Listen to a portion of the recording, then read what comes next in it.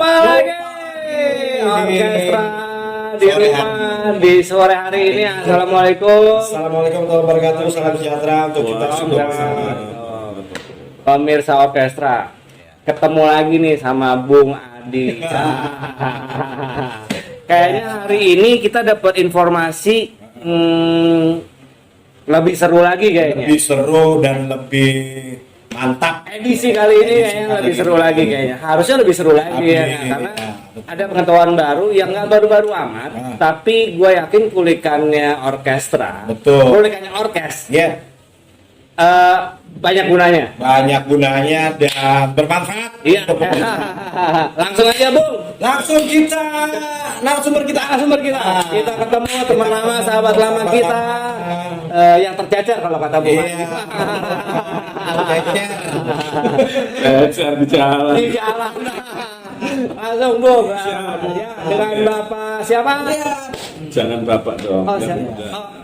Bang Supriyadi. Mas Bambang Supriyadi. Asli Jepara. Asli Jepara, Jawa Tengah. Nah, Jadi kemana aja selama ini Mas Bambang? masih di sekitar Tangerang. Oh, masih Tapi banyak. setahun ini belakangan ini saya hijrah ke Lampung, khususnya di Lampung Tengah. Oh kemarin berarti telepon tuh di Lampung. Masih bolak-balik Jakarta, Tangerang, Lampung karena keluarga masih di Tangerang, anak masih sekolah di Tangerang. Oh, Jadi lebih untuk concernnya kerjanya Lampung, Jakarta, Tangerang. Ya. Lampung, Tangerang. Lampung, Tangerang. Gue bro kenal sama Mas Bambang nih udah lama. Baru ketemu lagi juga. Dan dia kenapa kita sekarang di orkes sama dia? Sesuai sama jargon kita nih. Betul. Politik secukupnya, setia kawan kawan selamanya. selamanya. Nah, setia kawan selamanya ini Iya. salah satu contoh dan yang bisa jadi motivator buat orkestra Mas Bambang. Mas Bambang. Kenapa?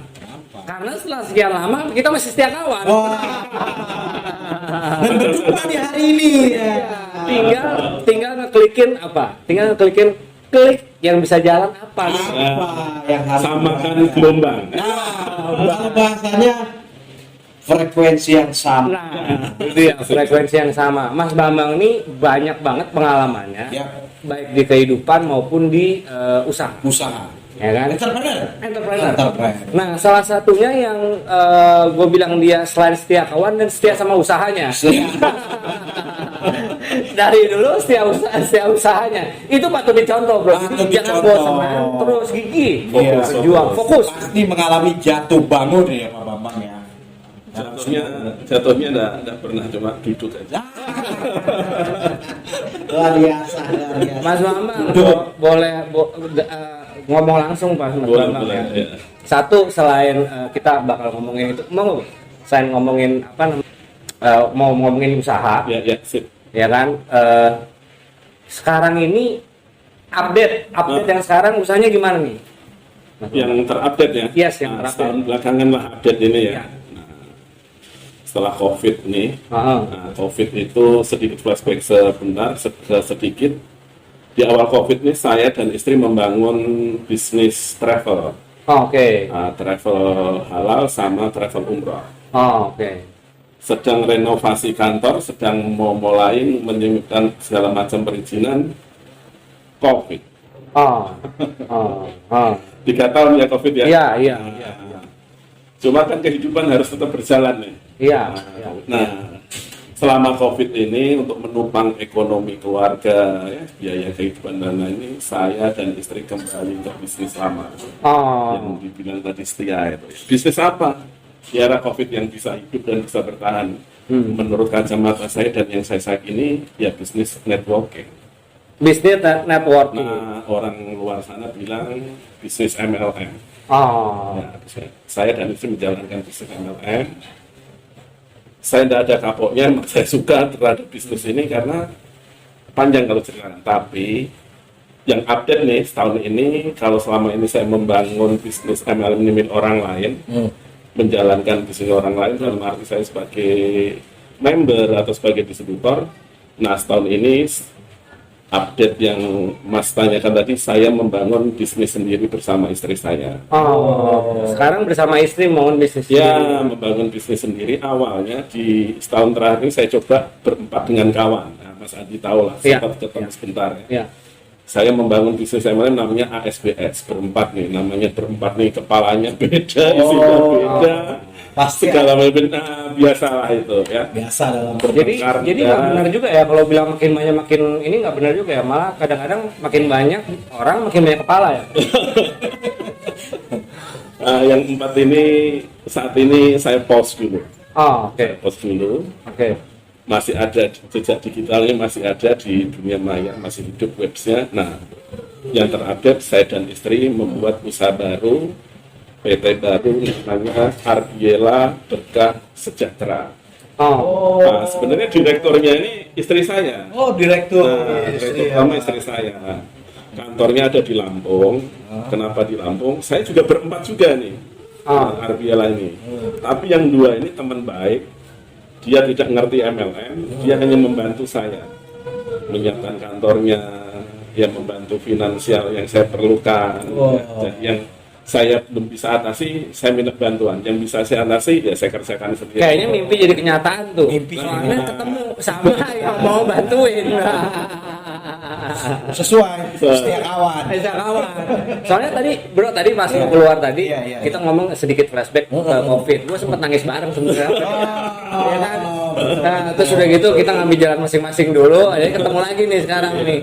Terus tiba-tiba dia cerita yang sekarang Arbiela ya? Ya, Arbiela. Ada singkatannya nggak? Jadi Arbiela ini sebenarnya singkatan dari anak-anak saya. Anak. Arbiela ini apa Pak? Bisa jelasin nggak Arbiela ini gimana? Jadi Arbiela ini sebagai hadiah terhadap anak-anak saya. Oke. Kenapa hadiah? Menurut saya tuh anak saya ini soleh ya. Soleh. Ya, gitu. Alhamdulillah sesuai harapan kami. Gitu. Harapan orang tua. Gitu. Saya abadikan dalam usaha saya. Semoga mereka juga selalu mendoakan saya dan istri saya itu. Arbielanya, R-nya itu Arba. B-nya itu dari Orbi. Nah, L-nya itu dari namanya Elmisa. Nah, yang A-nya itu anak angkat saya. Saya angkat dari umur 16 bulan ya. 16 bulan namanya Adan. Saya ambil aja di Arbiela. Kirain Andi Pak nama saya. Sayang banget rumah gue. Boleh dong kalau gitu kan setiap kawan Boleh. Nah, bisnisnya ini apa Pak? Tentang apa nih? Iya, bergerak di bidang apa? Kalau kembali yang tadi yang saya jalankan COVID. Nah, sebenarnya MLM ini saya jalankan sudah dari tahun 2000. 2000 ya, Tahun 2000 itu yang mengawali bisnis ini istri saya. Istri saya tuh cuma bilang pengen beli sepatu yang nggak sakit. Beli sepatu yang nggak sakit. Dia dulu waktu itu. Ibunya mungkin gajinya kurang kali ya. Waktu itu alhamdulillah saya masih kerja di RCTI. Ya. Pertama pengen beli sepatu yang nggak sakit, yang kedua kalau pulang kampung nggak nenteng-nenteng koper. Artinya bisa beli mobil sendiri. Dari niat itu istri saya menjalankan bisnis MLM pertamanya tahun 2000. 2000 ya, sejarah panjang. Ya, nah saya pulang kerja selalu dipamerin bonusnya. Di meja nih saya mau minum ada statement bonus. Oke. Bonus. Nah, dari situ lama-lama ya saya anterin lah ya.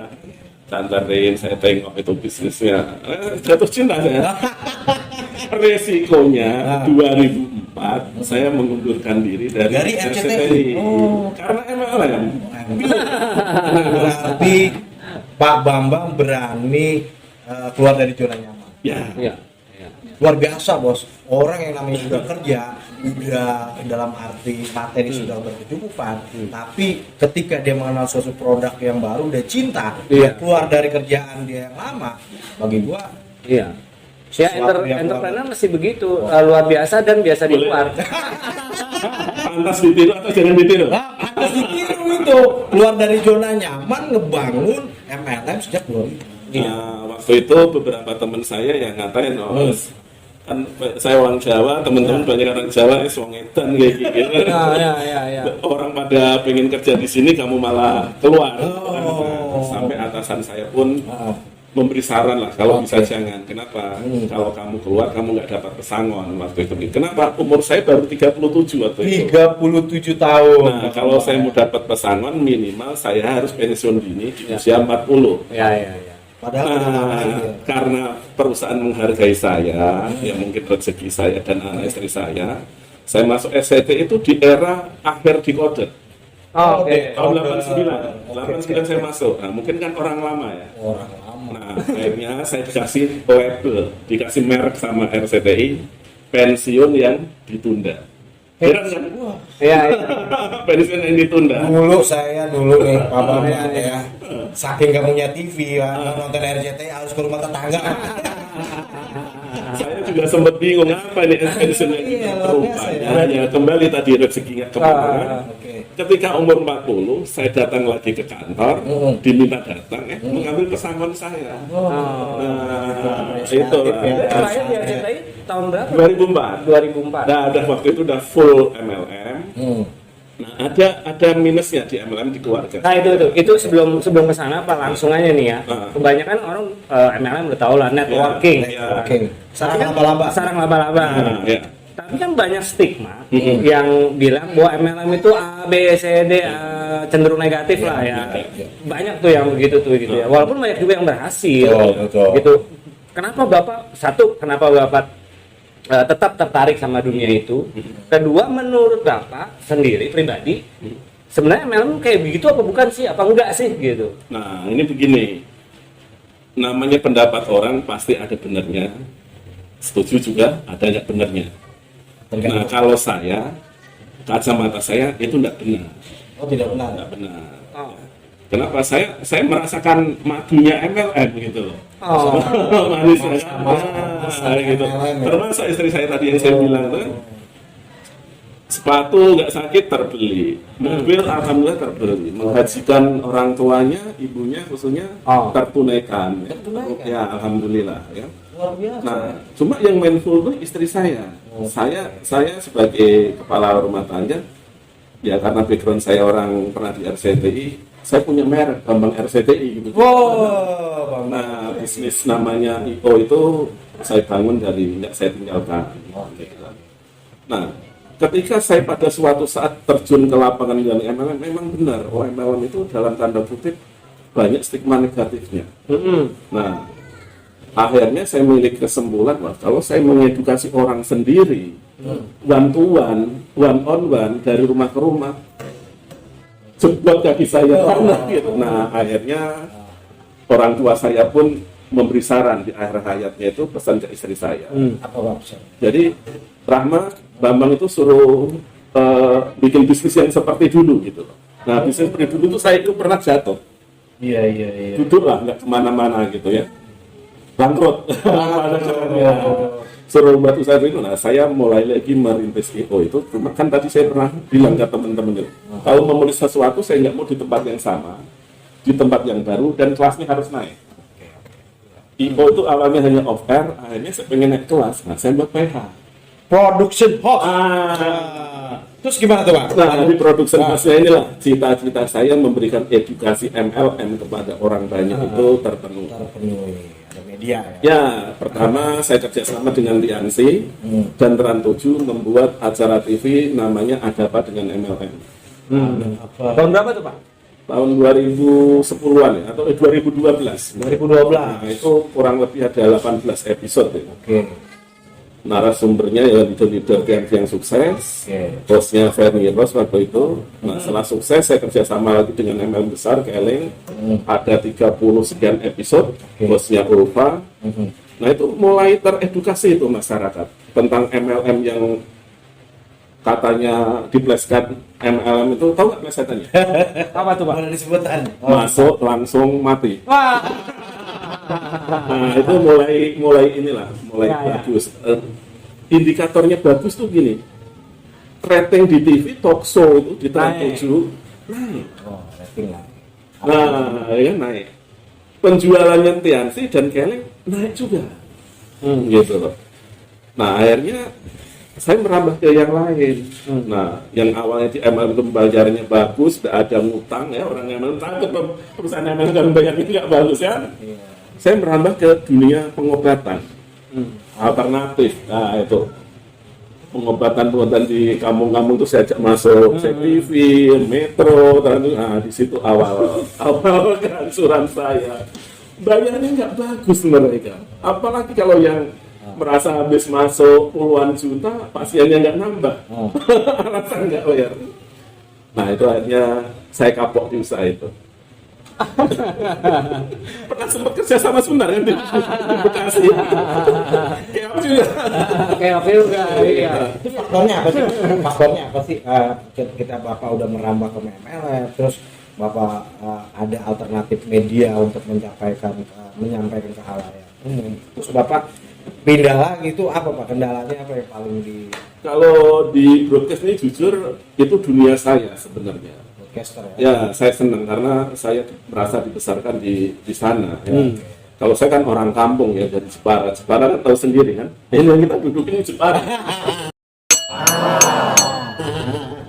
Kayu. Saya merantau itu tahun 89. 88 saya lulus kuliah SMIK, Sekolah Menengah Industri Kerajinan Jepara. Ketika sedang nganggur, ada tawaran dari Departemen Pendidikan ikut pertukaran pemuda antar provinsi Jawa Tengah dan Timur Timur. Jawa Tengah dan Timur Timur. Ya, waktu itu Timur Timur masih menjadi provinsi Bagian ya, 27 ya, provinsi termuda ya di Indonesia. Pulang dari Timur Timur, nggak ada kegiatan lagi saya. Nggak ada, bingung. Nggak bingung saya. Mau organisasi, ibu saya marah-marah. Iya. Ya kan? Nah, udah saya merantau sana cari angin, kata dia cari angin, kata ibu saya, bukan cari duit, cari angin kata dia kan. Saya juga mikir kenapa suruh cari angin, oh, ternyata di Jepara, khusus kampung saya mungkin sumpekan ke sana mentok kali, ke sini mentok jembatan. Dari 89 Jakarta. saya ke Jakarta. Nah, itu baru perjalanan DSP. Ya, awalnya yang nukang lah, ya kan, namanya orang Jepara ngapain sih, ya neko-neko. Ayo ya Pak. Ayo. Tapi garis takdir saya sudah ada. Sudah ada. Di Pak. Yang lama nukang itu saya bisa kerja di RCTI karena apa, di RCTI dulu ada orang buat film di Jepara, film Kartini, Sutra dan sebagainya, itu di Jepara kan nggak ada hotel. Nggak ada ya. Nah, kru-krunya itu nginep di rumah saya. Saya cari itu orang yang nginep di tempat saya. Polusi. Balas budi dia ke orang tua saya, Triwadi RCTI. Ya itulah, itu saya belajar itu di RCTI. Dari set Wilder, terakhir itu saya penata artistik ya. Paling tinggi tuh Pak. Ya, kalau untuk karir artistik tuh ya paling tinggi. Iya. Kan bro, bener nggak? Banyak kan perjalanannya mainnya banyak lah gitu. Kita bisa. Nah, keluar tadi tergoda kesuksesan istri di MLM tadi kan. Tergoda lah. Istri sukses. Ya. Terima bonus terus ya. Kedua kan nggak mungkin saya biarkan kemana-mana sendiri. Iya, dampingi itu. Dosa saya. Betul, ini juga buat orkestra di rumah juga biar tahu gitu. Pak Bambang nih kemana-mana. Ini salah satu bentuk apa sih namanya ya? Suami sayang istri. Bukan suami takut istri. Iya, suami sayang istri gitu kan. Karena setia dipakai juga. Di belakang tetap ada ini nyonya. Mantap. Radar harus. Iya, tapi itu bagus buat contoh buat orkestra di rumah, bagus buat jalan kalau yang udah berkeluarga ya. Itu biasanya agak susah tuh. Ya. Agak langka. Suami istri join bareng, jalan bareng itu langka. Biasanya. Nah, Mas Bambang, aku nanya langsung nih, balik lagi nih. Arbiela tadi nih produk ininya MLM, ya kan, core bisnisnya MLM. Produknya apa? Nah, produknya nih Pak. Yang jadi jagoan, yang menjadi aplikasinya apa? Andalan. Ini rata-rata MLM di luar sana, perusahaan-perusahaan yang sudah sektor, rata-rata MLM memang mengandalkan produknya harus number one, harus begini. Nah, Arbiela ini saya membuat sesuatu yang lain. Apa? Sekarang kan eranya UMKM, setuju kan ya? Iya. Usaha kecil menengah. Ingin mengangkat usaha kecil menengah. Menarik ini. Arbiela ini 100% produk, 90%-nya ini produksi UMKM. Termasuk produksi Arbiela sendiri, ada anak usaha namanya Berkah Sejahtera Herbal ini yang memproduksi herbal. Ya. Berarti spesifikasinya apa? Nah, produknya macam-macam. Nah, kita ada kopi aja ada 23 varian ya, kopi dari seluruh Nusantara ini yang top-topnya itu, yang di luar negeri kemarin di Arbiela ada. Tehnya ada 5 macam teh, teh hitam, teh putih, teh merah, ada teh hijau, ada teh banyak sekali, banyak gitu.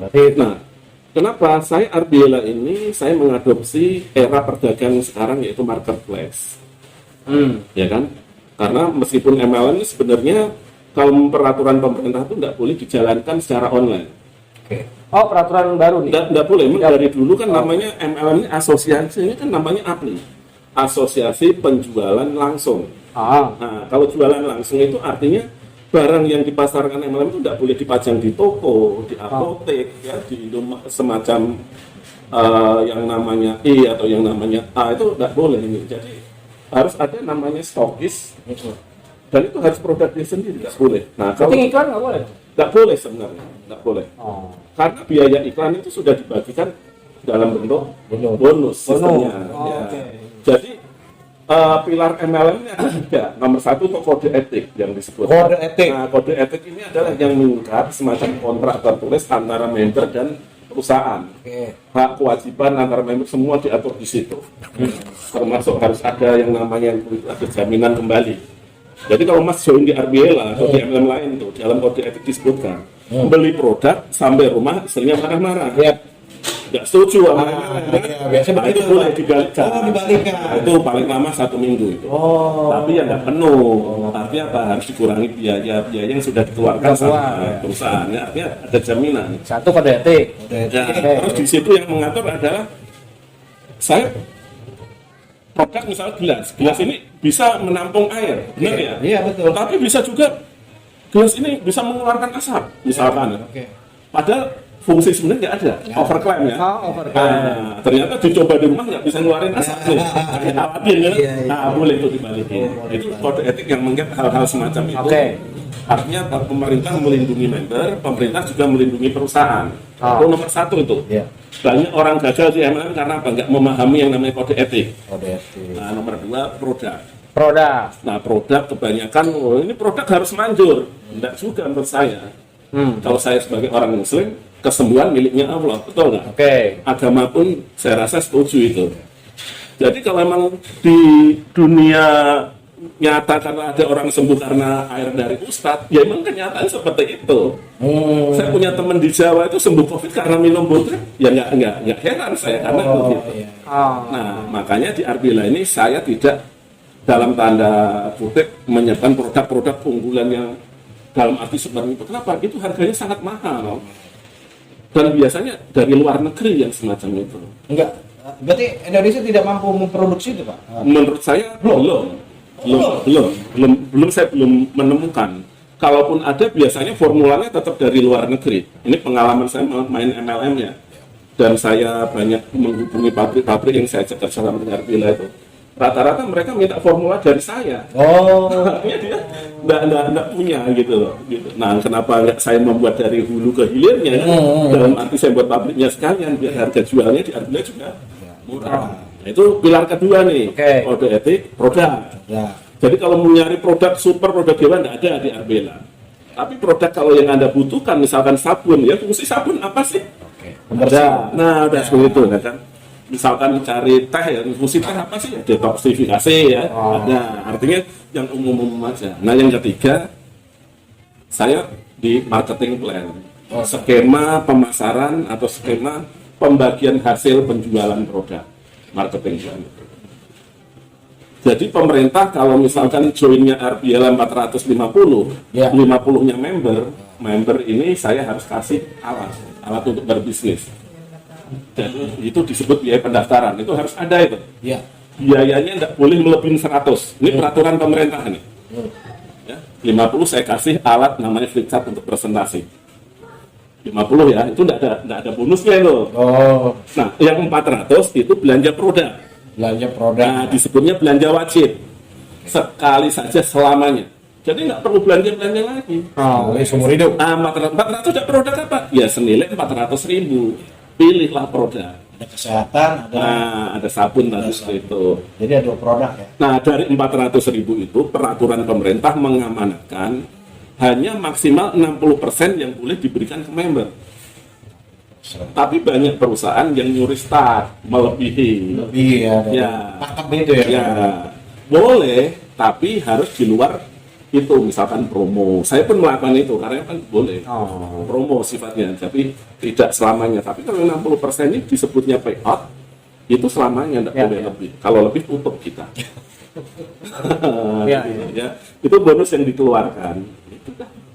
Jadi joinnya 450 sekali saja. Tapi bagaimana orang yang pengen beli produk lagi? Oh, aku sabunnya cocok, aku suplemen cocok, kopinya boleh.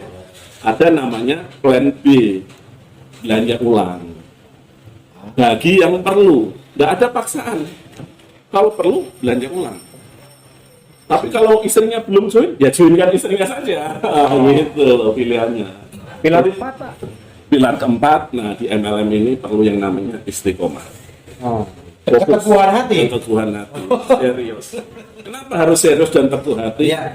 Dan istiqomah, karena modalnya kecil. Modal kecil hasilnya besar. Nah, coba modalnya gede.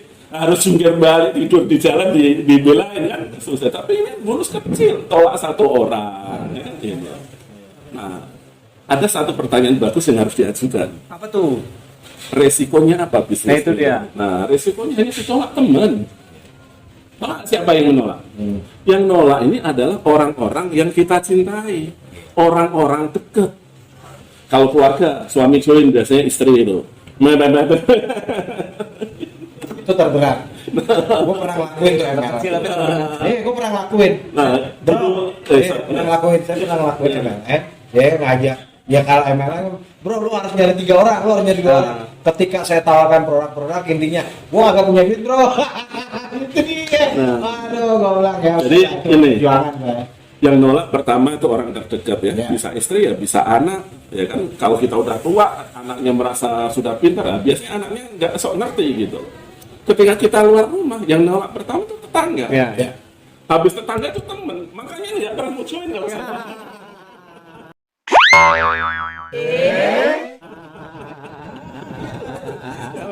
Masih pikir-pikir. Saya sudah tahu itu resikonya itu. Jadi nggak pernah saya ambil hati karena itu udah saya prediksi. Tapi bisnis ini, kodrat bisnis MLM. Ya.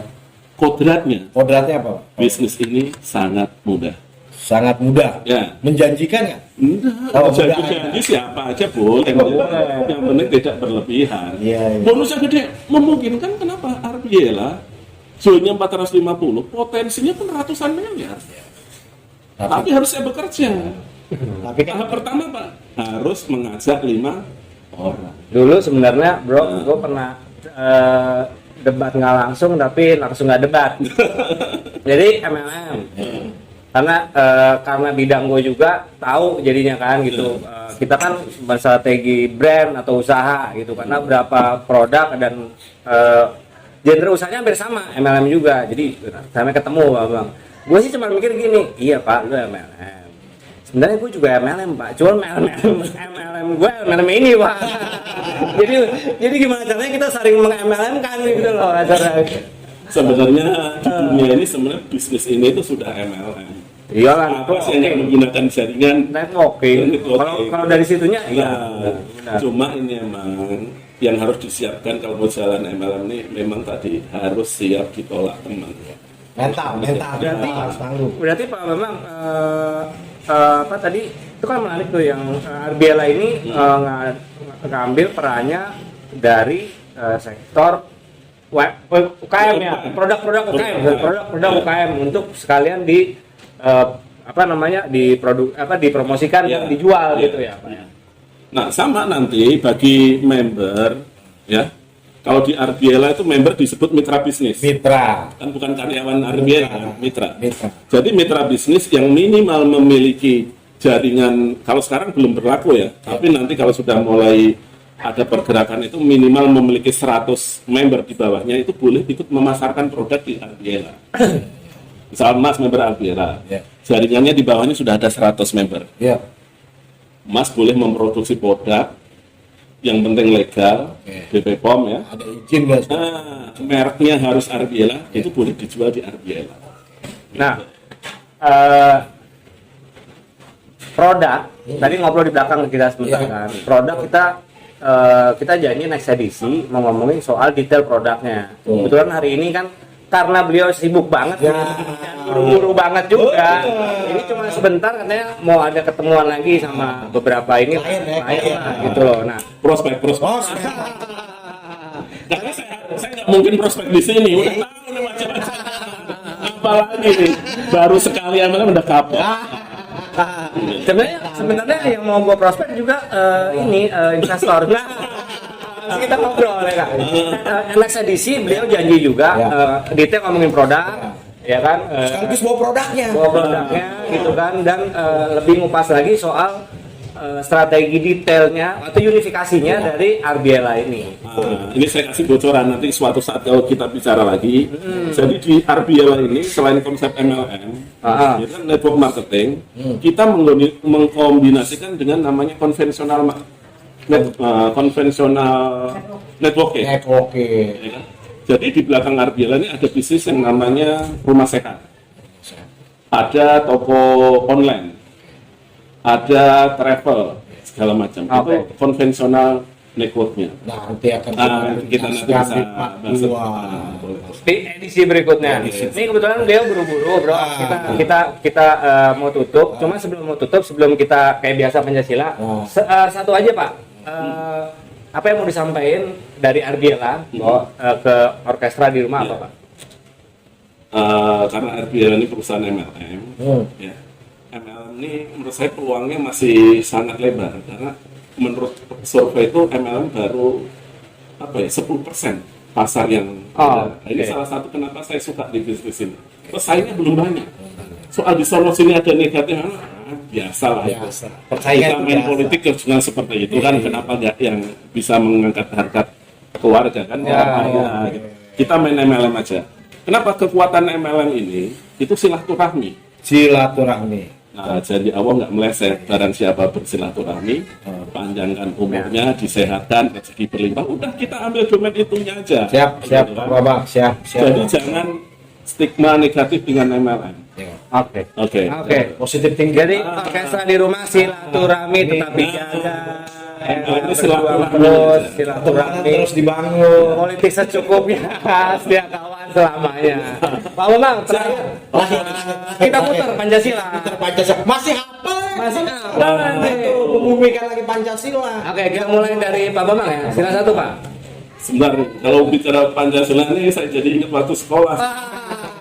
Saya ini dulu kalau ada ini paling hobi yang sampai 4 ya. Cocok. Sermat itu saya biasanya mewakili sekolahan saya. Betul. Cocok. Semoga masih hafal. Nggak ngasih bocoran dari. Itu di sini bukan jebakan, dituntut spontan. Sila satu. Ketuhanan yang Maha Esa. Sila 2, kemanusiaan yang adil dan beradab. 3, persatuan Indonesia.